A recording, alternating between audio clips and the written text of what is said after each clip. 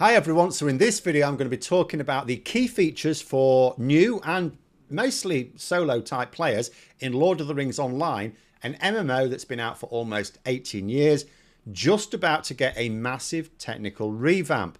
What are the good and bad features of the game after such a long time? Is it something potential new or maybe even returning players should consider?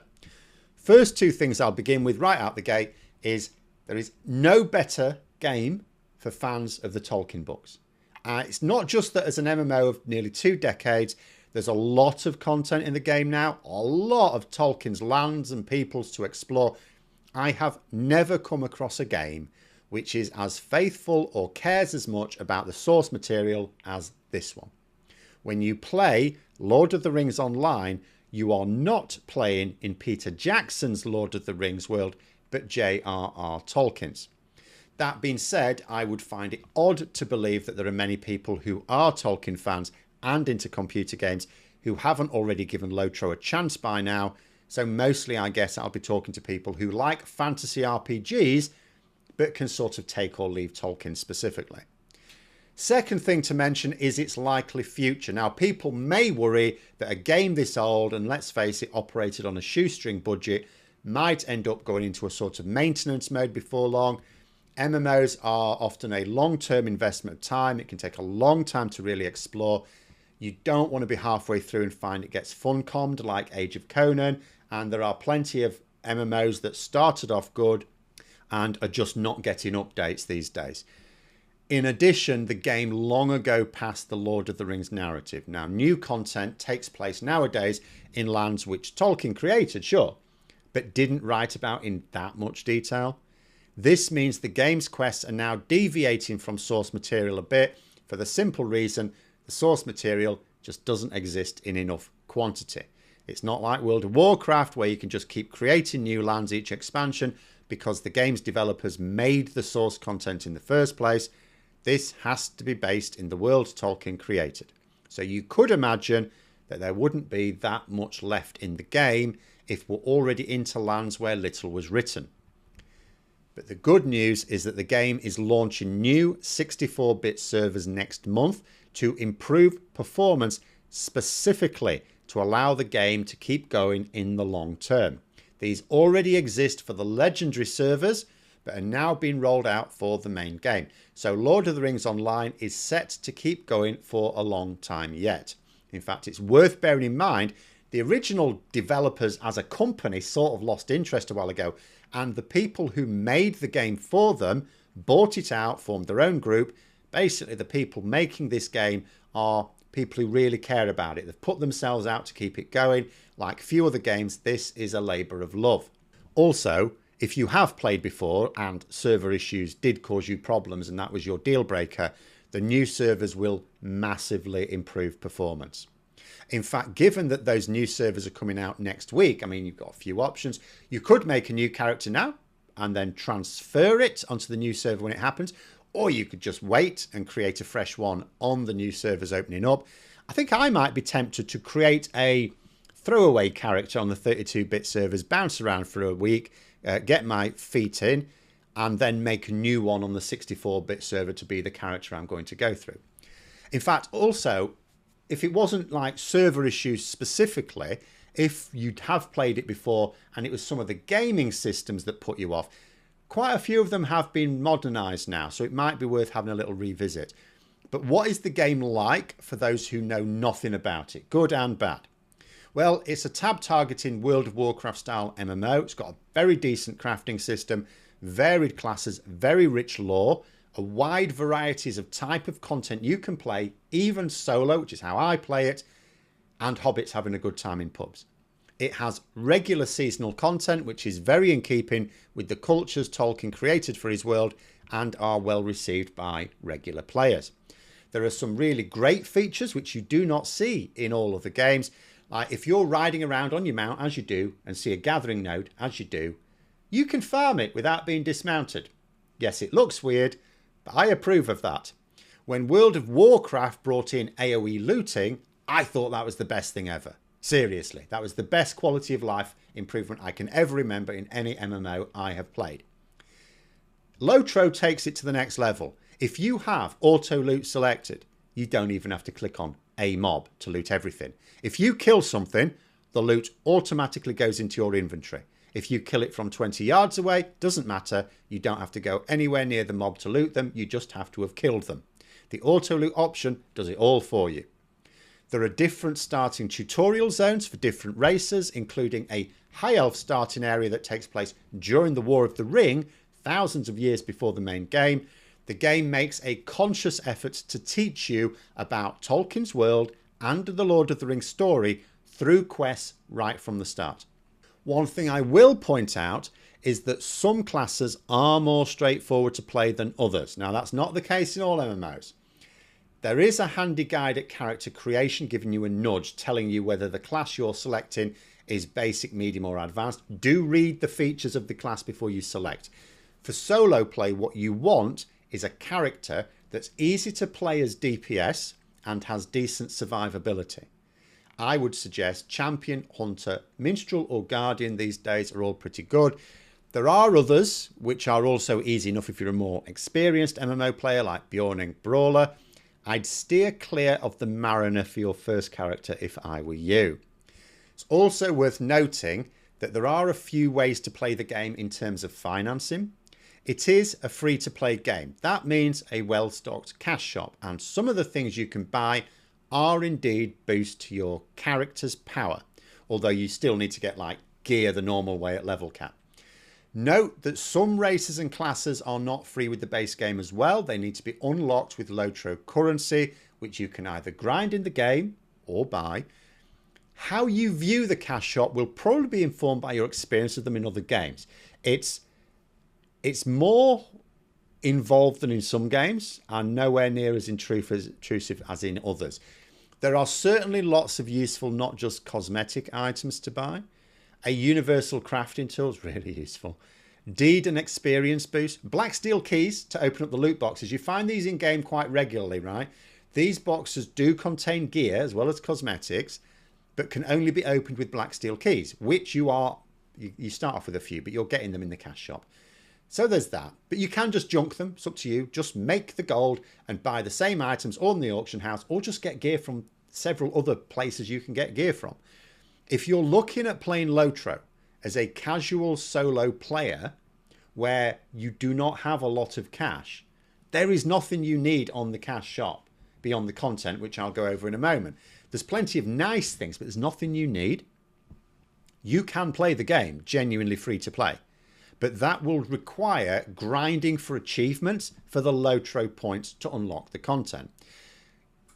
But that's fine. It's a lot of grind, and you can't really afford to then waste those points on things other than the basic quality of life items in the shop. But what do you expect for no money?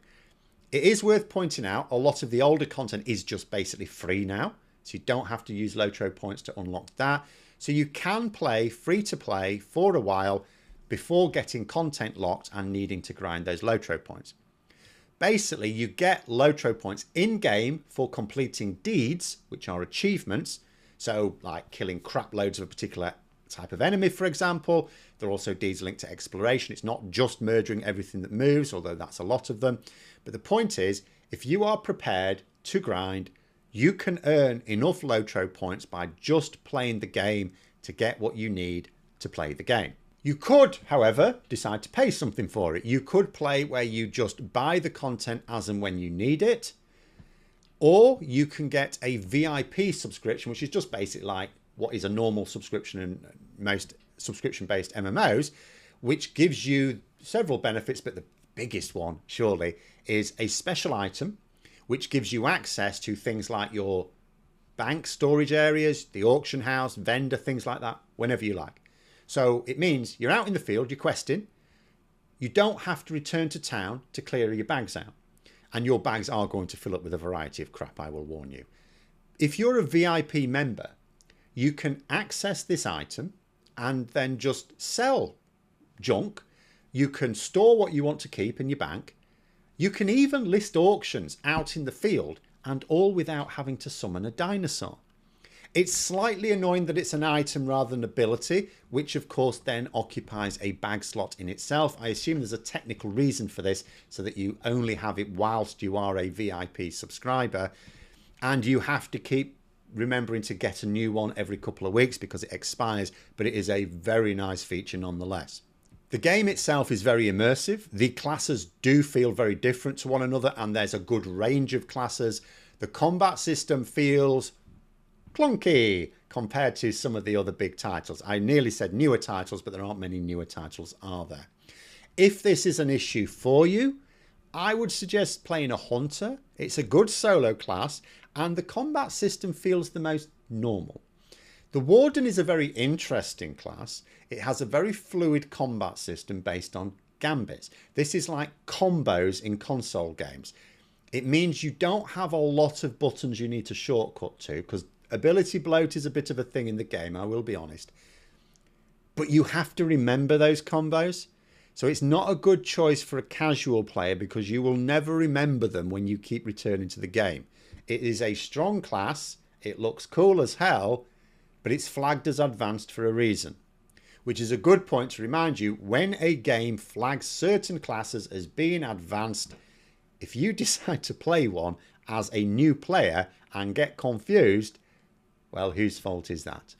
The stories are very well written, and you frequently work with regular NPCs at times. Now, sometimes this is big names like Eladin and Elra here, sometimes made up characters like Horn in the Rohan content, but the idea is your character is immersed into an NPC team when doing the epic quest line. You're not just going from NPC to NPC delivering bags of warg livers or something. You know, there are plenty of those as well, of course. It's an MMO at the end of the day. But the main quest line has a very strong narrative. So I would suggest prioritizing that. You don't have to know anything about Tolkien lore. If you do, you will appreciate the detail. If you don't, you will learn quite a lot about Tolkien lore. It's like an interactive introduction to not just the Lord of the Rings story, but the surrounding stories as well. There's a player housing system where you have the option of practical things like crafting stations as well as stables to fast travel to some useful locations. Or you could just tart it up with trophies you find along the way to boast of your exploits. I killed a bear once, it's now stuffed and mounted in my house. This does not mean you can stuff and mount anything you kill. The trophies are specific drops, but you still have the option of cramming your player house with the results of your war against nature, even as a casual player. And of course, you can fast travel to your player home whenever you like. Speaking of traveling, however, this is one of the not so good features. Now, you can't automatically travel directly even from one big main hub to another. Even when you can fast travel from one town to another, you might need a specific horsey station. For example, there is some fast travel to some locations available at West Bree, but others at South Bree. So you can't even tell a new player, oh yeah, you can fast travel from Bree to Rivendell, because they still need to know that that's South Bree, not West Bree. There's a network of linked travel routes which you have to discover, and with a lot of place names in Tolkien's universe which are not easy to remember, it can be difficult getting around as a casual player. If you don't have an in-depth understanding of the geography, it's not easy to efficiently get from one place to another that's hundreds of miles away. And part of the problem is in some MMOs, when you go to someone who will give you travel, like a taxi type NPC, a map opens up and you know where you are and you know where you want to get to, and you go, oh, I'd like to go to there, please. And you may see if there are broken links and places you need to discover on the way. That's not a thing in Lord of the Rings Online. You click on the NPC, you get a list of destinations. If your geography is not good, that's not helping you know where they are or where you're trying to get. There is an in-game tool which helps a little, but it's like a map at a bus station. Awkward place names make it tricky to use well. And the game is now so vast, the world has been filled in. You can pretty much go almost anywhere in Middle-earth. It's huge. I would like something like the map that opens up that allows you to Know where you are, know where you want to get to, and sort of see the route you have to take. And if there are any broken links you need to explore, that would be immensely helpful. Please do that. But it's not in there at the moment. So travel, yeah, is awkward. Like, I play the game casually. That means I play it for a bit, for a few months, like I'm probably going to be doing again now with the new servers coming out. Then I go off and play another game, and then I come back, and then I forget what I was doing the last time I was playing. And getting my bearings takes a little while. So you do have the option of multiple fast travel binds, like Hearthstone's in WoW. You get one, you can get others on the cash shop, which does help if you want to splash a bit out, because then you can have binds to all of the major hubs you might want to keep going back to. Rivendell, for example, even at level cap, you do keep going back to. There's a few others as well. And it allows you to have a bind at the last quest hub you were at. It's not ideal, it is workable. Oh, and for the love of puppies, if you get a level boost, and you will, do not use it on your first character. Apart from the fact you'd be missing out on some of the best parts of the game, questing through Middle-earth, if you whack a low-level character right up to level cap, or anything close to level cap, you will suddenly be hit with a war steed, which is a pain in the arse if you don't go through the tutorials, as well as other mechanics. It won't make it easy to know where you are, where you're going, what to do, how to get there, or anything. You won't know what your skills do. You won't know how to spend your talent. You will probably die the second you come across an elite level appropriate mob. When you have leveled up in the game normally, you sort of work out how to get around and how to play your character. Getting into the game as a new player and then boosting a character to level cap will leave you lost and bewildered like no other game I have played where you can get level boosts. Do not do it. I don't think it even unlocks travel points. It will be a nightmare. But anyway, what is this war steed pain in the arse of which I speak? Well, like in any RPG and certainly any MMO, you can get a mount, of course, and just like any MMO, it allows you to ride around a lot quicker than you can run. You can get knocked off it if you get clobbered too many times, as is normal, all nice and standard. But there's an extra type of mount in LOTRO. No, it's not an eagle so we can take the ring to Mordor, which wouldn't work anyway. I'm sorry if that's difficult to understand. With the Rohan content, the game's designers said, do you know what might be fun? Mounted combat. So they created a new type of mount for that. Little hint, it's not fun. Okay, I'm sure there are fans of the system. Don't at me in the comments. It's a pain. The idea is you accelerate to light speed and then try to knock horses or orcs off their wargs before they knock you off your horse. But because you will be zipping around at warp speed all over the place, you will also aggro other orcs on wargs who might have been half a mile away when you started, but not anymore, because you've suddenly shot across an entire field in a microsecond. So then you have to kill all of those as well before you can safely dismount, get back to where you were doing what you were doing, by which time they may have respawned and you might have to have a lie down. There are loads of abilities on the War Steed bar. When you look at them, you realise that some of them are just buffs and some of them are this, that, the other. You only actually need 2 or 3 of them while you're fighting, and you may need to do a lot of swearing while you do it as well. That being said, there's no avoiding it once you get into the Rohan content yourself. So a few tips. First of all, some people don't seem to realise that you level up the steed and get points that you can then spend in a sort of talent system for it, which means that some unwitting players are not just riding a pain in the arse steed, but a weak pain in the arse steed. Spend your talent points and you can sort of make peace with having to do mounted combat for a while until you can level into the later content, which lets you forget about it. It does last for quite a few levels. Another thing I would say, this is not early in the game, by the way. You're not going to be testing the game out then suddenly get hit with this. It's a long time before you get to it. By the time you do get to this abomination of a system, you must have already been sufficiently invested in playing the game that you will either just embrace it, you might even like it, or more likely power through it. I wouldn't describe it as a deal breaker for playing the game. One good thing, however, about the Warhorse is it's faster than your standard travel steed. You get a light Warhorse, wow, it goes fast. So some players use that to travel long distances rather than their standard mount. Just be aware, it corners like an oil tanker, but it does have very good brakes. Mounted combat aside, however, the leveling experience is fun and it's varied. There's a strong narrative element to it. It's a proper role-playing game and it involves traditional questing, does involve killing beasts for their teeth and stuff at times, along with solo instance content to drive some of the storylines as well. Now, I'm not going to lie.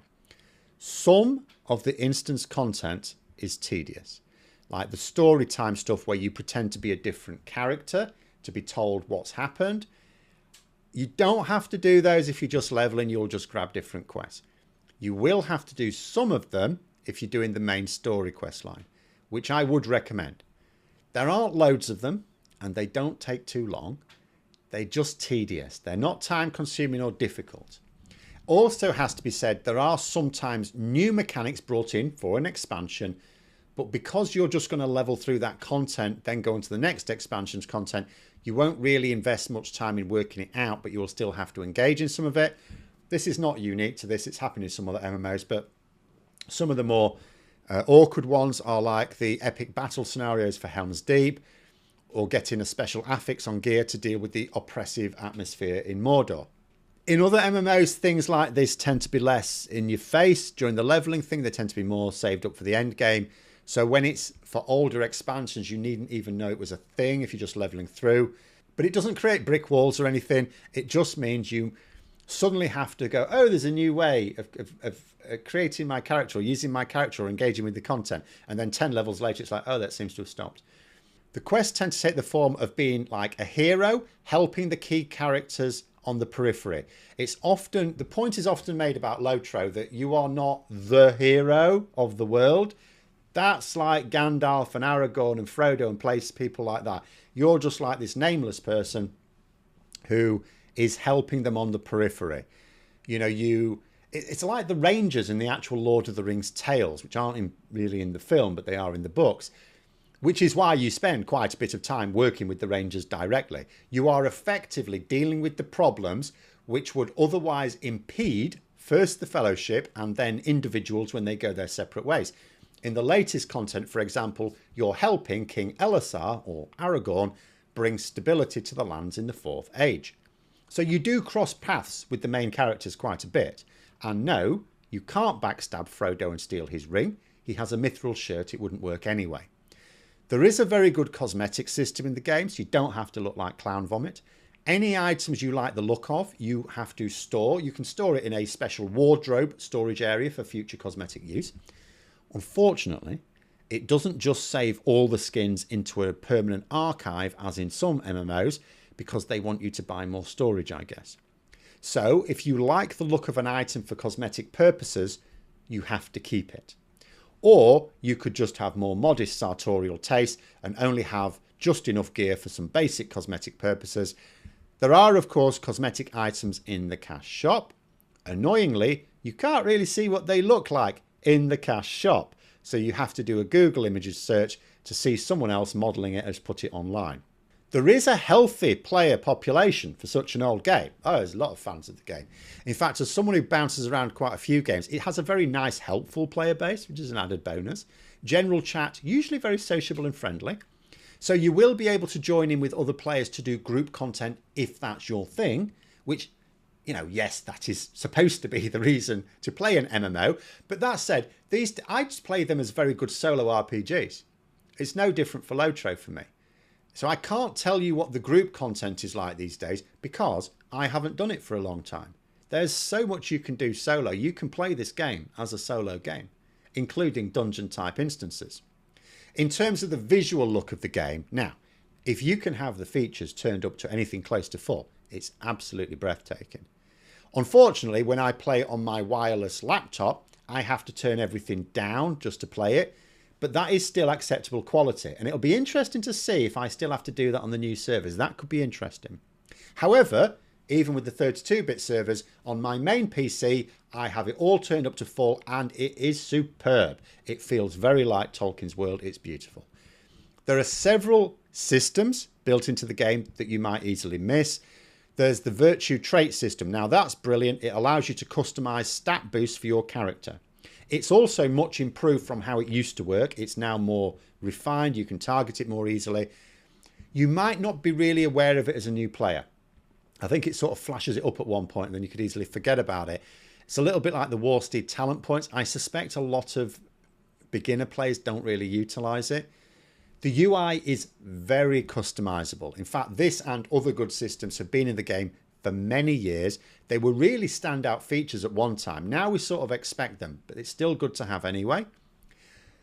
Being an old school MMO, there are a lot of levels. Without experience boosts, it will take a long time to get to level cap. Even with them, it takes a long time. I would also say the leveling experience is very good. For me, it's what I enjoy in the game. And it's worth pointing out, you can buy digital collector's editions of expansions still going way back if you want to splash the cash. They come with decent cosmetics, as well as a level boost that we've already agreed you will not be using, but sometimes also with an accessory that gives you a passive experience boost up to a certain level. Even with these, leveling takes a long time compared to like the other MMOs I tend to play. Basically, in MMOs, you usually think of the leveling as a sort of advanced tutorial in order to learn how to play your character step by step and introducing you to the world. So it needs to take time to ease you in, so you've got a nice gradual learning curve, but it doesn't want to take too long because the end game is where the action is, right? So in order to do this, there have been MMOs like World of Warcraft that have had level squishers in order that you can still level from start fairly quickly, even after lots of expansions. Some MMOs have a modest base leveling campaign, followed by a different system to use experience after it, like Elder Scrolls Online, where that secondary system is account-wide. Lord of the Rings says no to both of these versions. You will level through each expansion, and you will stop and smell the flowers along the way. We will not make past content quicker just because we added new content. In fact, there is actually a smell the flowers emote you can get. I'm not sure if it's standard issue or came with an expansion. I get that on each character. The level cap is already 150. It's going up again later this year, I think. So it's going to take you a while. I would advise treating the level experience as the game. Then, if you find yourself at level cap before the Rapture, you can work out what end game content you want to do then. In fact, in terms of treating the leveling as the game, this is literally what some people do. See, near each starting area, there's an NPC you can go to where you have the option of making the game more difficult. Some players just level new characters, sometimes with friends, sometimes solo, on a more difficult level just for the challenge. It doesn't have the breadth of content at endgame that some of the mega titles do, but there is still new content being added, and there are so many ways to play this game that I just don't think people necessarily appreciate. Crafting, very important part of all MMOs that I get into. I always fully engage in crafting.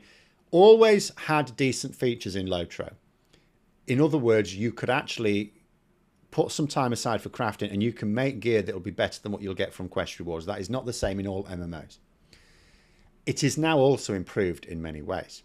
You get to pick 3 professions with choices covering both gathering and production trades.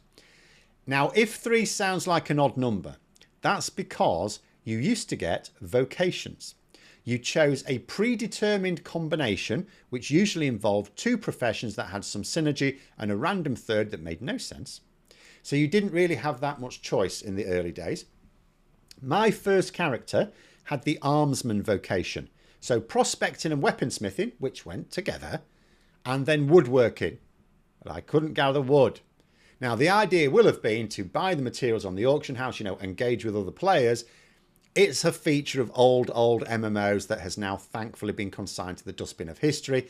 Now you just pick whichever 3 professions you damn well please. It is actually sometimes handy to have a gathering profession for your third choice, which will give you reagents that you don't intend to use, because then you can auction them off to fund your lavish legendary lifestyle. In fact, a good one for consumables and getting gold on the auction house could be farming, cooking and scholar. You will then be self-sufficient for potions and buff food, but won't be able to craft equipment, but you can get equipment elsewhere. You can specialise with one production trade by joining a guild. Now, this is not a guild with other players. They are called kins. This is a system of reputation building that gives you access to better recipes, but you can only do it for one profession. And it's a hell of a grind, so choose wisely. Weapons take a different turn once you get through the base game and into Moria, which was the first of many, many expansions. So these days, that base game is very early on in the leveling process. You get a legendary weapon. Now, this has also gone through changes over the years. It doesn't work like it did some years ago, but it essentially means that your main hand weapon from here on in will not be something that you find or craft. If you only use one main hand weapon, like a great axe wielding Redline Guardian maybe, congratulations, you no longer need weapons. If you became a weaponsmith, you wasted your life. You will use your legendary weapon and get experience to level it up. There are random items that you can either slot into it or junk in order to get currency to buy items to slot into it to augment the weapon. The weapon effectively has a talent system like your character, just one that works differently. It's a decent system because it means you don't get stuck with a weapon that's quite out of date due to bad luck or poorly itemized quest rewards. But it is another thing which requires your attention. Leveling up your legendary sometimes needs a reforge, which costs gold. It can get pricey, hence why it will be a good idea to sell reagents that you don't use on the auction house to make it easier to afford. It's also another reason why you should not use the level boost. You will be given a legendary weapon with some items to slot into it, but zero idea which ones to slot into it because you don't know what your skills do, and you haven't been eased into the system, so you don't even know how the legendary weapon works. You will be like an ape trying to assemble an assault rifle. It will not go well. Do not boost your first character through levels you have not experienced on the long path at least once. Basically, if you like games where you need to cultivate your character even while leveling, Lord of the Rings Online may be for you. If not, you probably really need to like Tolkien lore to get into the game. The talent system for the character is actually fairly old school, where you tend to have a choice of a blue defensive line, a red offensive line, and sometimes a yellow line for other things, depending on the class. Each level gives you a point to spend, and you choose a main line to invest them in. Now, at a certain point, you can spend points in the other lines as well, and you'll end up doing so, but each point you spend in those other ones costs double. One unique feature in the game is music, and in two ways. First of all, the minstrel. That's another interesting class. It plays a musical instrument to both heal and attack. I sort of assumed the good music heals and the bad music kills orcs.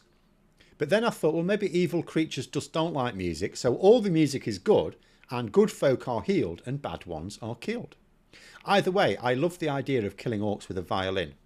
But players can also play musical instruments, very literally.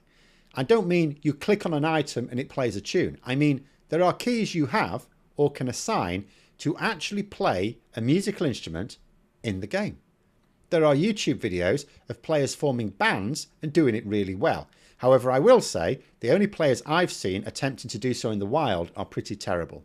But still, nobody starts out as a musical prodigy, and if you're feeling particularly mean-spirited, there is an option to turn off player music so you never have to suffer it when you come across it. In fact, there are a lot of options in the game. Once you've jumped into it a little bit, it's worth just stopping and going through the options menus to customize your experience. There are a lot of things you have control over. Finally, I should talk about PvP. It doesn't exist. The end. Actually, there is a sort of PvP system in the game. It doesn't really work very well. I don't think many people play it. The thing is that PvP doesn't take place between different free peoples. Like, there's no enmity of the dwarves versus elves type battlegrounds. It takes place between free peoples called freeps and monsters called creeps.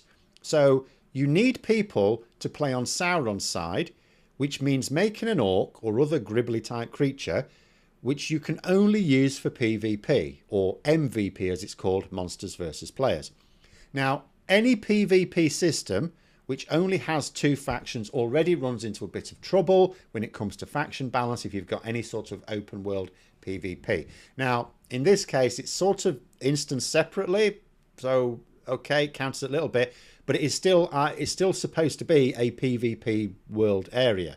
And it is still a system that requires roughly half the players engaging to create an entirely new character purely for the purpose of doing PvP, which they cannot use for other content. So all in all, maybe don't think of LOTRO as having a thriving PvP scene. That suits me personally.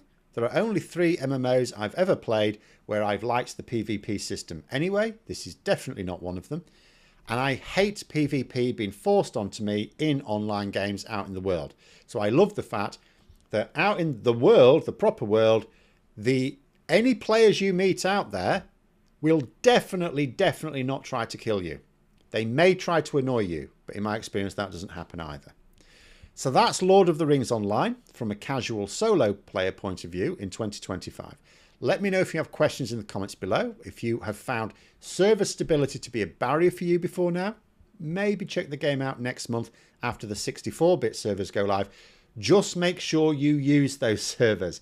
The 32-bit servers are still being maintained as long as they say as the existing players want them. Thanks for watching. Don't forget to give it a like, and until next time, I'll see you later.